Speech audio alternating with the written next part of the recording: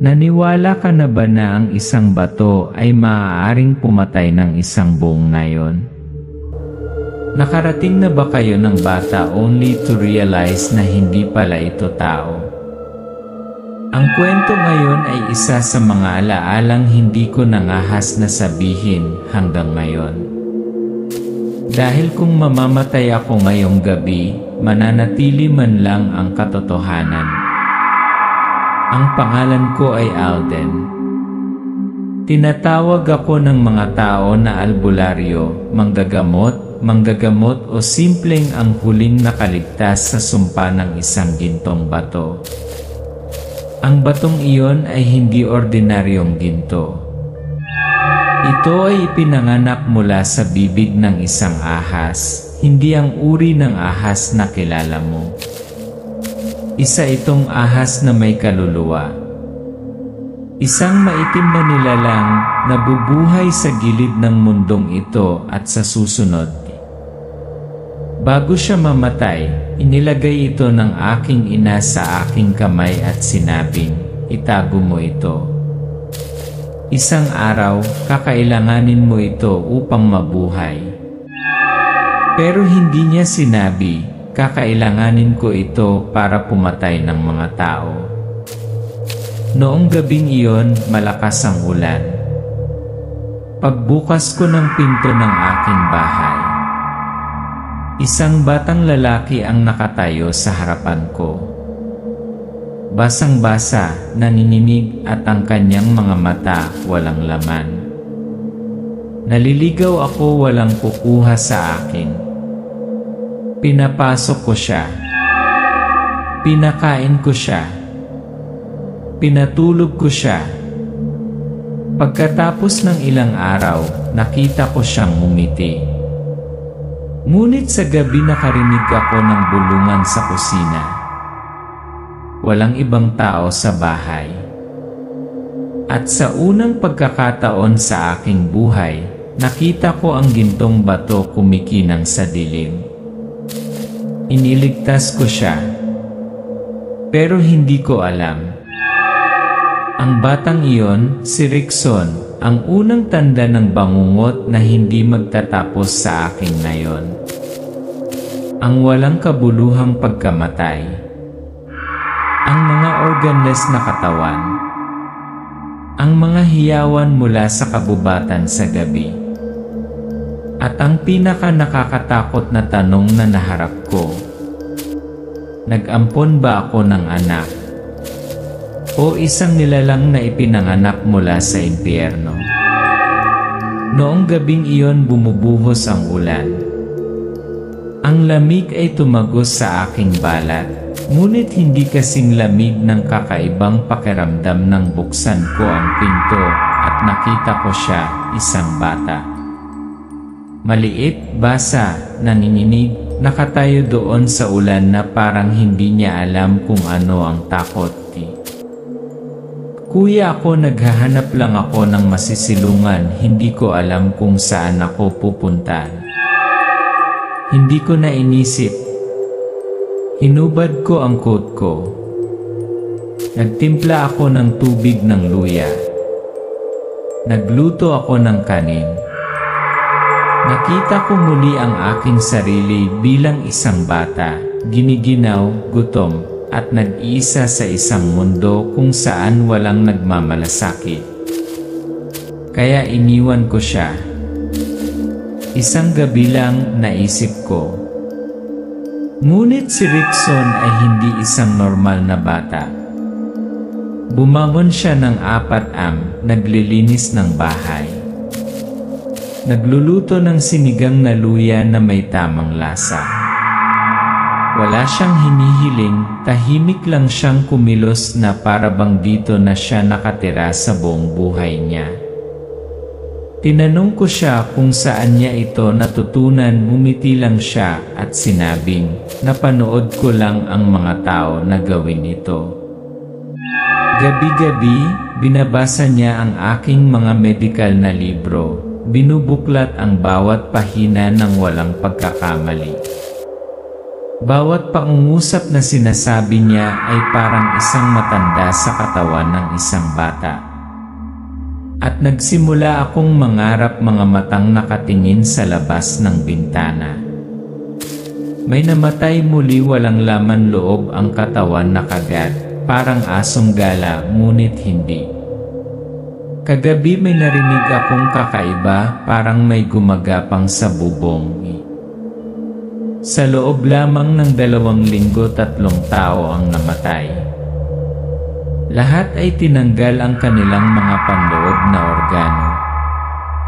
Hindi isang patak ng dugo. Ang mga bata ay nanumpa na nakakita sila ng isang bagay na gumagapang sa dingding. At ang pinakakakaibang bagay, ang amoy ng bangkay ay palaging parang nasusunog na luya.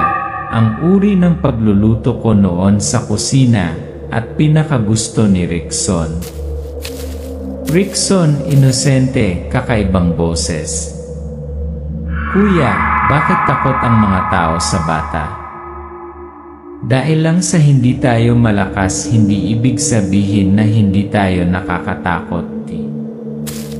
Nagsimula akong sundan siya ng palihim. Isang gabi, nakita ko siyang nakatayo sa dilim, hindi gumagalaw, nakatitig sa isang nanginginig na aso. Hindi tumahol ang aso. Siya nakahiga lang at pagkatapos ay namatay. Ang akin na yon ay sinisi ang mga anino. Sabi ng mga tao, si Mang Pablo ay isang aswang, isang mangkukulam. Pero para sa akin, nagsimula akong mag-isip. Maaaring na ang mamamatay tao na nilalang ay hindi mula sa malalim na kabubatan. Pero natutulog ka ba sa kama sa tabi ko? Iniligtas ko si Rickson. Pero siguro iniligtas ko lang ang halimaw na papatay sa kanilang lahat. Akala ko isa lang ang aswang. Pero nagkamali ako. Sobrang mali. Scene, bangkay ng babae, nakabuka ang bibig, nakapulupot ng mahigpit ang buhok sa leeg, liwanag ng buwan na tumatagos sa gusot na buhok. Ang ika-6 na biktima. Walang kagat. Walang nawawalang mga organo. Basta sinakal hanggang mamatay ng buhok. Mahaba, itim, basang-basa sa amoy ng dugo. Nagsimulang magbanggit ng pangalan ang mga tao, kubot. Isang bihirang aswang na kumakain ng buhay na buhok. Hindi sila kumakain ng laman, kumakain sila ng takot, dugo, at binigti ng mga kaluluwa. Pero hindi lang iyon. May isa pang biktima, maputla, walang dugo, malamig ang balat na parang yelo. At sa kanyang leeg mga marka ng ngipin, ngunit hindi tao. Amalanhig. Nabuhay muli ang mga aswang, walang kaluluwa, tanging instinct na sumipsip ng dugo. Dati silang tao. Ngunit namatay sila sa maling paraan at ngayon ay bumalik sila upang maging mga kasangkapan ng kadiliman. Nagsimulang maghinala ang mga taga-nayon, lahat ng mata ay nakatutok kay Mang Pablo. Mang Pablo ang nag-iisang nakatira sa kabubatan. Yung natsismis na mangbungo, yung nakikipag-usap sa mga espiritu. Kumakatok ang mga tao sa kanyang pintuan sa kalagitnaan ng gabi. At ako nagsimula na ring maghinala. Minsan sinabi niya ang isang bagay na nagpalamig sa akin. Hindi lahat ng halimaw ay may pangil. May mga tumatawa, umiiyak na tinatawag akong kuya. Nagsisimulang magbago si Rickson, hindi karaniwang mabilis, alam kung ano ang darating. Mukhang nakikita ngayon ni Rickson ang hinaharap. Sinabi niya, huwag pumunta sa kanluran ngayong gabi, ang buwan ay magdidilim. At sigurado na noong gabing iyon, isang bangkay ang natagpuang nakabaligtad sa isang puno sa pamamagitan ng buhok nito. Sa isa pang pagkakataon, nadulas ako at pinutol ng karit ang aking binti. Tumalsik ang dugo. Tumingin lang si Rickson, walang paggiwi, walang takot. Pagkatapos ay inilabas niya ang kanyang dilaw na bato, eksakto tulad ng sa akin, at inilagay ito sa sugat. Nawala ang sugat. Walang peklat. At mula noon hindi ko na nakitang muling nagningning ang aking bato. Ang nakamamatay na gabi, 2 batong nagniningning ng sabay. Noong gabi, sa aking panaginip, nakita ko ang aking ina. Wala siyang sinabi. Ilagay lang ang kanyang kamay sa aking bato at dinala ako sa altar. Naroon si Rickson, hawak ang kanyang bato. Inilagay namin pareho sa lumang kahoy na mesa. At ang liwanag sumabog sa dilim. Lumataw ang espada, nagliyab ang liwanag sa kalawakan. Mula sa 2 bato, isang gintong espada ang lumabas. Hindi metal. Hindi magaan. Ngunit isang bagay buhay, nanginginig, sumisitsik na parang isang siglong gulang na espiritu. Ngumiti si Rickson, ang unang ngiti na nakita ko, hindi mula sa isang bata. Kuya, naiintindihan mo na ba? Hindi ito kwento ng isang maliit na nayon. Ngunit ang simula o ang wakas ng isang buong mundo. Tinawag ko itong kapatid ko. Itinaas ko ito gamit ang natitirang tiwala ko. Ngunit ang katotohanan ay mas malupit kaysa sa anumang bangungot na nakita ko kailanman. Tumayo si Rickson sa gitna ng kabubatan, lumabo ang liwanag ng buwan. Lumapit si Alden sa kanya, may hawak na gintong espada, matigas at nanginginig ang boses. Bakit tumigil ang pagkinang ng bato ko noong nagpakita ka? Bakit alam mo lahat ng hindi ko sinabi sa'yo? Rickson, malungkot ang mga mata ngunit determinado. Dahil ako bahagi mo. At ang bahaging ninakawan ka mula pa noong unang araw. Sinabi ni Rickson na ang aking ina, ang taong lagi kong iniisip na biktima, ay hindi namatay sa sakit. Pero dahil pinatay siya. Flashback, isang matandang babae, pilak ang buhok, umaawit sa dilim, sa tabi ng katawan ng ina ni Alden na natatakpan ng mahabang itim na buhok. Ang pumatay sa nanay ko ay ang lola ni Rickson. Isang matataas na aswang na nabuhay ng daan-daang taon na nagtaksil sa sangkatauhan para pagsilbihan ng engkanto. Alam niyang ipapasa ang gintong bato. Pero hindi sa akin. Ngunit sa kanyang apo na may dugo ng isang hybrid sa pagitan ng tao at demonyo. Rickson, mapait na mata. Sa tingin mo ba hindi ko alam kung ano ako? Gabi-gabi, naririnig ko ang tawag mula sa kaibuturan ng lupa, mula sa dugo, mula sa sumpa na nakaukit sa aking mga buto. Gusto kong kalimutan. Ngunit ang sumpa na yon hindi natutulog. Nagsimula ang nakamamatay na paghaharap sa pagitan ng dalawang magkapatid, sa pagitan ng dalawang tadhana.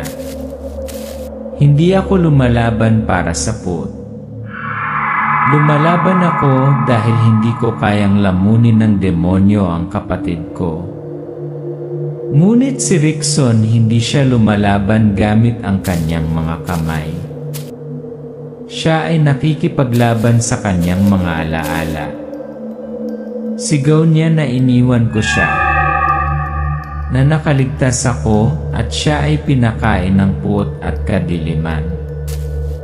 Rickson, nabulunan ang boses sa galit. Nakatira ka sa nanay mo.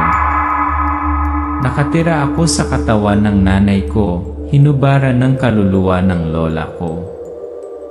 Mayroon kang malambot na kama, mayroon akong bubong na gawa sa mga kuko. May tatawag kang kuya at kailangan kong tawagin ang sarili kong pangalan tuwing gabi para hindi ko makalimutan kung sino ako. Ang tunog ng mga espadang nagsasalpukan, mga hiyawan, ang tunog ng pag-ikot ng buhok, ang gintong liwanag na sumasabog. Hindi ko alam kung ililigtas kita o pagpatay sa huling natitirang tao sa kanya. Napaluhod si Rickson, umaagos ang itim na dugo mula sa kanyang bibig, ngunit maliwanag pa rin ang kanyang mga mata. Wala pa akong pinipiling side. Pero kung pinutol mo ako ngayon, tandaan mo, hindi lahat ng halimaw ay gustong maging halimaw. May mga laban hindi nangyayari sa totoong buhay. Nangyayari sila sa loob natin. Sa mga madilim na lugar kung saan hindi maabot ng liwanag. At noong gabing iyon pumasok ako sa isa sa mga lugar na iyon. Lumakad sina Alden at Rickson sa isang surreal na espasyo, itim na kakahuyan, isang langit na nagbitak na may pulang ilaw, tila umaagos ang lahat pabalik. Walang nagsabi nito, ngunit alam namin ni Rickson. Tayo ay tumuntong sa lugar kung saan nilikha ang unang sumpa, kung saan isinilang ang gintong bato mula sa dugo at pagkakanulo. Rickson, mapupulang mga mata, kalahati ng kanyang mukha ay pumangit, paos na boses. Ayokong patayin ka, kuya. Pero kung pipigilan mo ako, hindi ako magdadalawang isip. Binugot ni Alden ang kanyang gintong espada. Kumikinang ang talim na parang apoy na humihinga. Hindi ka pinanganak para maging halimaw, Rickson. May karapatan kang pumili. Pero kung hindi ka pipili, pipiliin kita. Naningil kami sa isa't isa. Bumagsak ang dugo sa lupa. Nagbalik ang mga lumang alaala, ang pagtawa ng aking ina, ang mga mata ni Rickson noong una ko siyang pakainin, ang aming maikling yakap sa unang ulan. At pagkatapos nasaksak ko ang kadiliman. Bumagsak si Rickson, malalim na nakabaon ang talim, ngunit walang dugo, tanging liwanag lamang na natunaw na parang kaluluwang umaalis sa katawan nito. Rickson, nakangiti ng mahina, matahimik, bumulong. Salamat. Sa hindi ko hinayaang maging ang pinakakinatatakutan ko. Natunaw si Rickson sa liwanag, kasama ang espada na para bang hindi ito umiral. Hindi ko alam kung niligtas ko lang ang mundo o pinatay ang huling pagkakataon ko para iligtas ang kapatid ko. Ngunit nang magising ako, natagpuan ko ang aking sarili na nakahiga sa ilalim ng puno kung saan ibinaon ng aking ina ang bato. Nagtayo si Alden ng maliit na dambana. Sa altar ay may 2 maliliit na bato, kumikinang sa kanyang mga kamay. Umihip ang hangin, nagliliparan ang mga dahon. Ako ay naging tagapag-inat ng sumpa. Ang tagapag-alaga sa pagitan ng 2 mundo, mga tao at mga demonyo. Ngunit minsan naririnig ko pa rin ang tawag mula sa kaibuturan ng lupa. Yan sumpa. Hindi itapos.